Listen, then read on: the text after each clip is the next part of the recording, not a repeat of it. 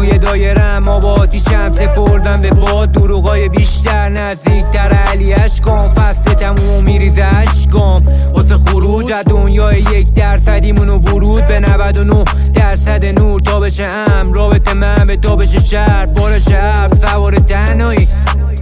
مثل ما هم کسی تنها نی تکی فردایی